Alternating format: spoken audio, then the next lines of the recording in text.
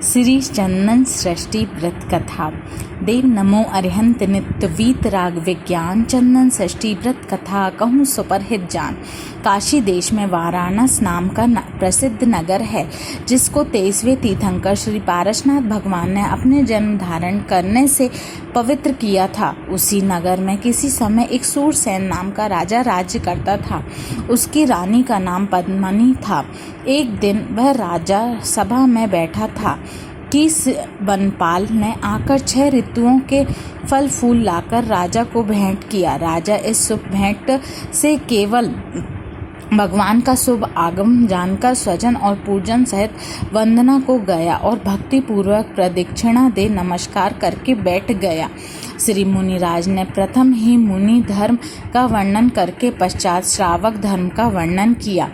इसमें भी सबके प्रथम सब धर्मों का मूल धर्म सम्यक दर्शन का उपदेश दिया कि वस्तु स्वरूप का यथार्थ श्रद्धान हुए बिना सब ज्ञान और चरित्र निष्फल है, और वह वस्तु स्वरूप का श्रद्धान सत्यार्थ देव अरिहंत होता गुरु निर्गंत और दयामती श्री जिन प्रणीत धर्म से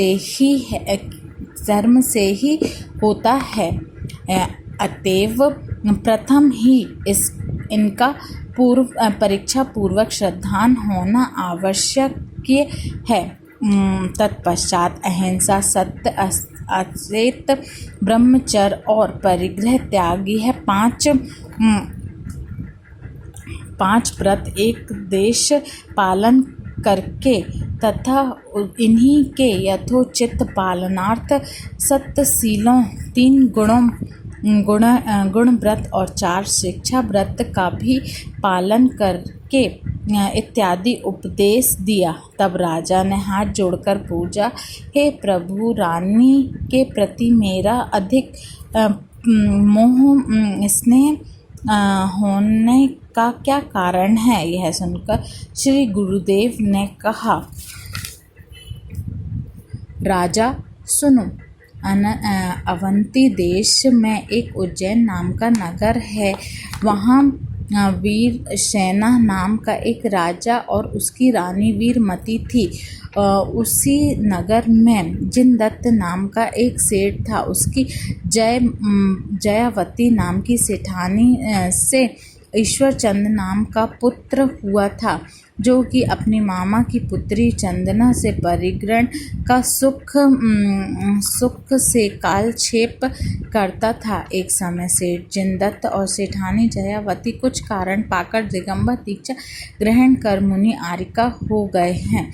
तप के महत्व से अपनी अपनी आयु पूर्ण कर स्वर्ग में देव हुए और पिता का पद प्राप्त करके ईश्वरचंद सेठ भी चंदना सहित सुख से रहने लगा। एक दिन अति मुक्तक नामक एक मुनिराज मासोपास के अंतर के प्रेरणा निमित्त से आए। सो ईश्वरचंद ने भक्ति सहित मुनि को पड़गाया और अपनी स्त्री से कहा कि श्री गुरु को आहार दो। तब चंदना बोली, स्वामी, मैं ऋतुवती हूँ, कैसे आहार दूँ?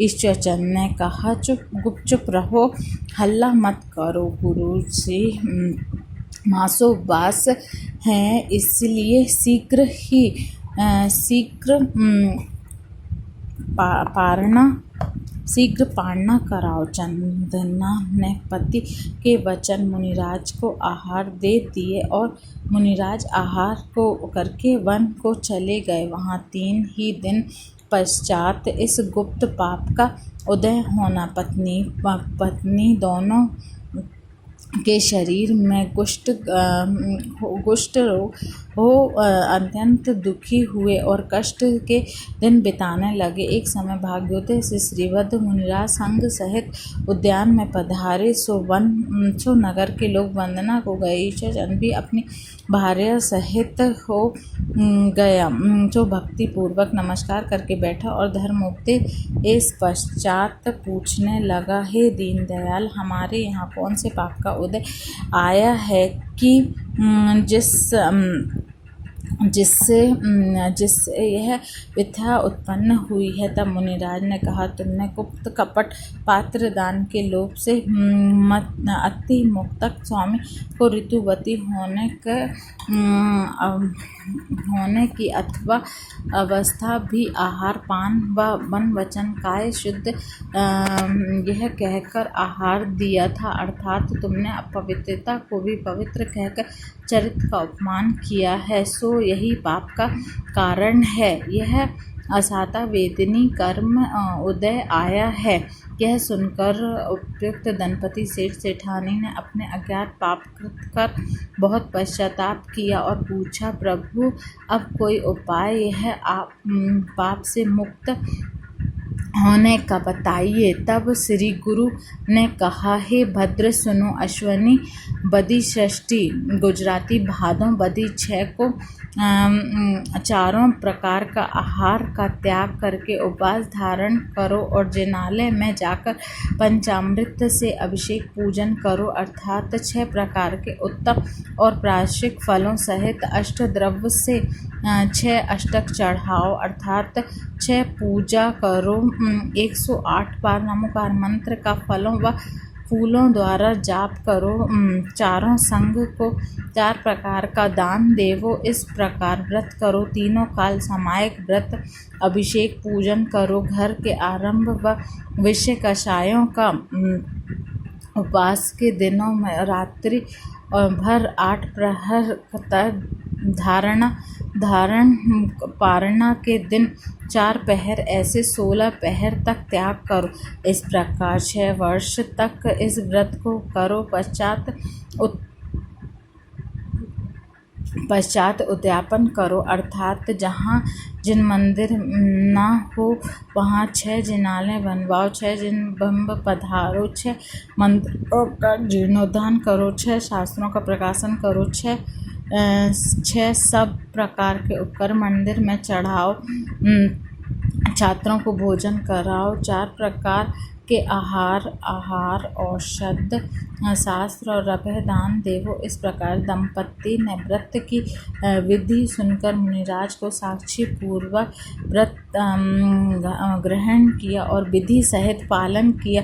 कुछ दिन में अशुभ कर्म की निर्जरा होने से उनकी शरीर बिल्कुल निरोग हो गया और आयु के अंत में संन्यास मरण करके वे दंपति रत्नचूल और रत्नमाला नामक देव देवी हुए और बहुत काल तक सुख भोगते हुए नंदीश्वर द्वीप आदि कृत्रिम चैत्यालों को पूजा वंदना करके कालक्षेप करते रहे। अंत में आयु पूर्ण करके वहाँ से चैकर तुम राजा हुए और रत्नमाला देवी तुम्हारी पटरानी पद्मिनी हुई है। सो यह तुम दोनों के पूर्व भवों का संबंध होने से प्रेम विशेष है।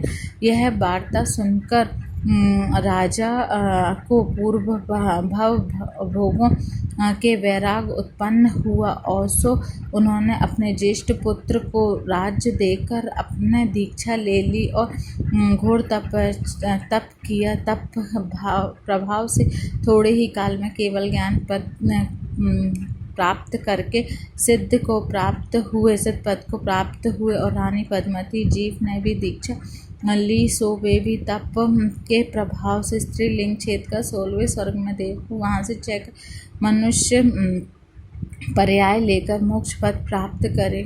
इस प्रकार ईश्वर दत्त सेठ चंदन सटी व्रत के प्रभाव से नर के सुख भोगकर मोक्ष प्राप्त किया। सो नर नारी यह व्रत पावें वे ही अवश्योत्तम पद पावेंगे। चंदन छठी व्रत कथा थक ईश्वर चंद सुजान अरुतिश नारी चंदना पाया सुख महान।